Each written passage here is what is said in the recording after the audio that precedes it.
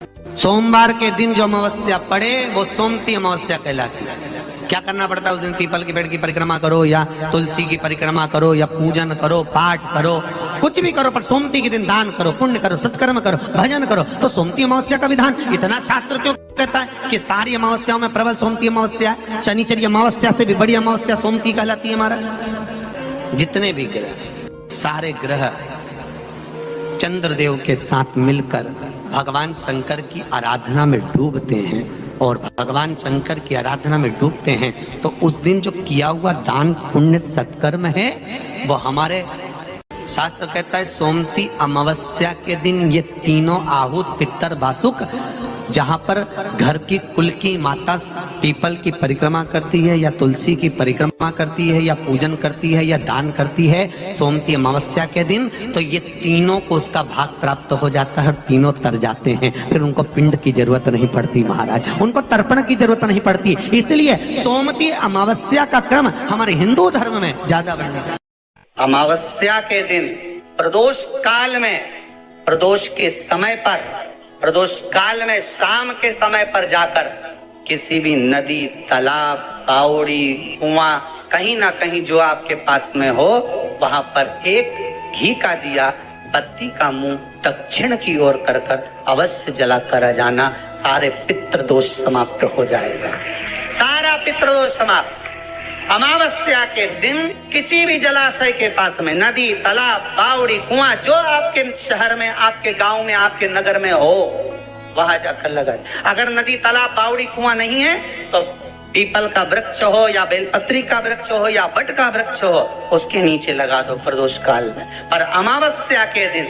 लगाएं जरूर। अमावस्या के दिन पितृ शाम के समय प्रदोष काल में शंकर भगवान का नाम जाप कर कर नदी, तालाब, बावड़ी पर पानी पीने जाते हैं। वहां से जल का आचमन कर कर पितृ अपने लोक को चले जाते हैं प्रदोष काल के समय पर। इसलिए प्रदोष काल में जलाशय के पास में, बावड़ी, कुआं, नदी, तालाब के किनारे पर दिया लगाया जाता है दक्षिण की ओर मुख कर कर बत्ती का, तो पितृ आशीर्वाद देते हुए जाते हैं कि फलो फूलो, आगे बढ़ो, उन्नति करो, तरक्की करो। ये पितरों का आशीर्वाद रहता है, पितरों का वर रहता है।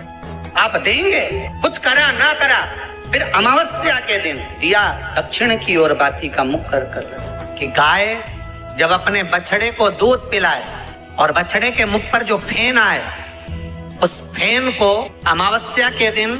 चम्मच में लेकर,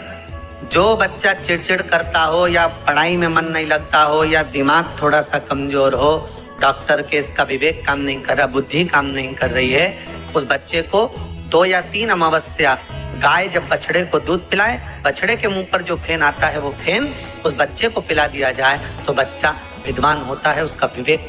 काम करना प्रबल हो जाता है। जिसके शरीर पर सफेद दाग पड़ गए हो, चर्म रोग हो गया हो, चमड़ी सफेद पड़ गई हो, गाय जब अपने बछड़े को दूध पिलाए, उस बछड़े का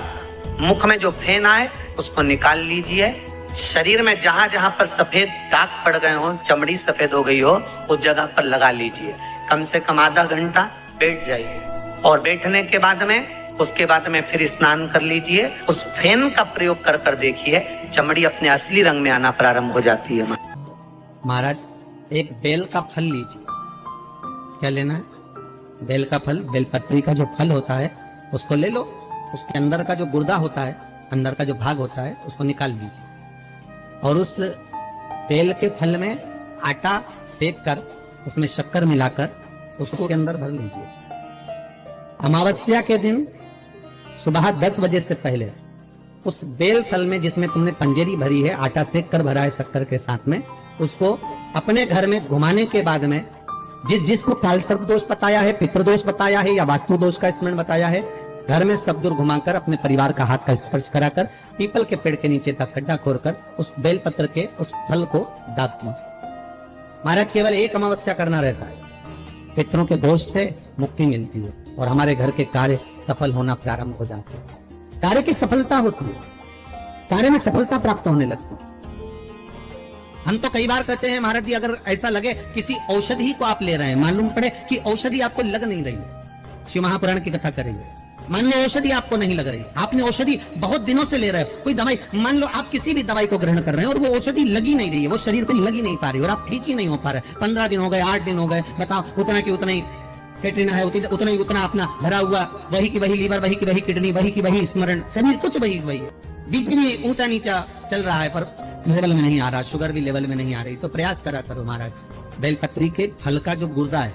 अंदर का जो भाग है फल का, उसको पानी में गला लीजिए और प्रदोष की प्रदोष, कम से कम प्रदोष नहीं हो और बीमारी जरा दवाई लगी नहीं रही हो तो बिना प्रदोष के भी कर सकते हो, उसको पानी में गलाइए,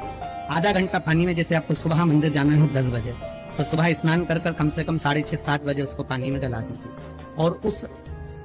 बेले के फल का गुर्दा सा गला हुआ पानी शिव जी को ले जाकर समर्पित कर दीजिए महाराज। उस पानी में से थोड़ा सा 1 चम्मच पानी शिव जी पे चढ़ा हुआ लेकर आ जाइए, उस पानी को